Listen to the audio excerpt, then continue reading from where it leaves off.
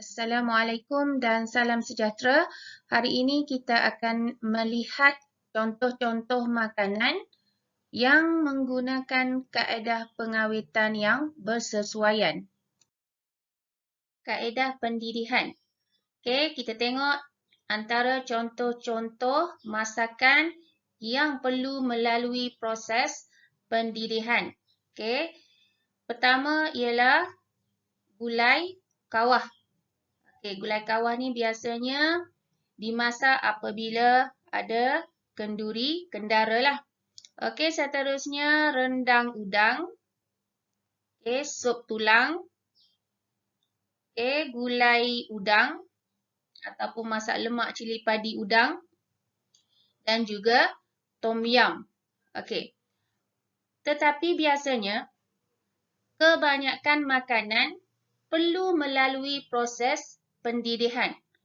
Okey, bukan sahaja untuk memastikan makanan tersebut tahan lebih lama, tetapi untuk memastikan apabila kita makan makanan tersebut, okey, tidak mengakibatkan sakit perut. Kaedah penjerukan. Contoh, cili, bawang putih, buah-buahan seperti buah mangga, betik, kedondong, kelubi, sengkuang dan sebagainya. Okey, contoh seterusnya ialah timun ataupun timun batang ataupun kita panggil juga mentimun. Pembungkusan vacuum. Okay, antara contoh bahan makanan yang sesuai menggunakan kaedah pembungkusan vacuum ialah keropok lekor, jagung, sayur-sayuran seperti tomato, okey, juga buah-buahan, bahan basah seperti ikan. Okey, kita ada contoh juga carrot dan juga sausage. Kaedah pengeringan. Okey, di sini kita ada contoh fucuk, ikan, sotong, asam gelugur dan juga bihun. Kaedah penyejuk bekuan dan juga pendinginan. Okey, kita tengok dulu bahagian penyejuk bekuan. Antara makanan yang boleh disimpan di bahagian penyejuk bekuan ialah kita ada contoh ikan, sotong, udang dan juga ayam. Okey, manakala bahan makanan yang sesuai disimpan di bahagian pendinginan ialah kita tengok di sini kita ada contoh sayur-sayuran, buah-buahan dan juga sos. Kaedah pemasinan. Okey, di sini kita ada contoh telur itik, ikan terubuk dan juga sayur sawi. Kaedah pelilinan. Okey, ini adalah antara contoh buah-buahan dan juga sayur-sayuran yang menggunakan kaedah pelilinan. Okey, cuba kamu perhatikan contoh pertama iaitu buah apple. Okey, perbezaan antara apple yang disalut dengan lilin dan juga apple yang tidak disalut dengan lilin. Okey, cuba kamu perhatikan apakah perbezaannya. Kita dapati buah apple yang disalut dengan lilin, keadaan kulitnya adalah berkilat berbanding yang tidak disalut dengan lilin. Okey, kita ada contoh lagi buah tomato, lada benggala, apel hijau, oren, buah markisa dan juga buah plum. Kaedah pempasturan.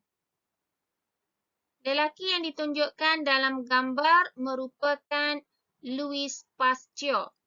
Okey, beliau merupakan orang yang bertanggungjawab memperkenalkan kaedah pempasturan. Okey, cuma kamu perhatikan gambar di sebelah. Okey, itu adalah alat ataupun mesin yang digunakan untuk menjalankan kaedah pempastiuran. Okey, jadi mari kita lihat bagaimana alat ataupun mesin ini berfungsi. Okey, susu segar yang diperah daripada lembu akan disalurkan melalui paip dan mengalami pemanasan dengan menggunakan suhu yang tinggi dalam tempoh masa yang tertentu dan kemudiannya disejukkan dengan segera sebelum dibotolkan. Kaedah pengetinan dan pembotolan. Okey, makanan akan dimasak pada suhu yang tinggi untuk membunuh mikroorganisma. Kemudiannya akan dibotolkan dan dimasukkan ke dalam tin.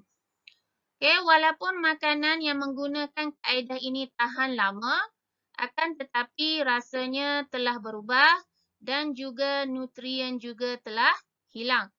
Okey, antara contoh bahan makanan yang sesuai untuk pengetinan dan pembotolan ialah buah-buahan, daging, ikan dan juga sayur-sayuran. Kaedah penyalaian. Okey, di sini kita ada contoh itik, okey, pisang, ikan keli dan juga daging. Ini adalah antara contoh bahan makanan yang sesuai menggunakan kaedah penyalaian. Sekarang mari kita lihat apakah kepentingan teknologi pengawitan makanan. Pertama, pengetinan boleh mengatasi masalah bekalan semasa kecemasan. Contohnya, semasa berlaku banjir. Okey, yang kedua, memudahkan makanan disimpan dan diangkut untuk dipasarkan ke tempat lain. Yang ketiga, produk makanan yang dihasilkan oleh negara tertentu boleh juga dinikmati oleh negara yang lain. Yang keempat, buah-buahan bermusim, contohnya buah durian, boleh dinikmati sepanjang tahun. Okey, antara satu caranya ialah dengan menyimpan di dalam tempat penyejuk, bekuan di dalam peti sejuk. Yang kelima, makanan dapat disimpan lebih lama dan dapat memenuhi keperluan bekalan makanan sepanjang tahun. Okey, jadi itulah antara 5 kepentingan teknologi pengawitan makanan.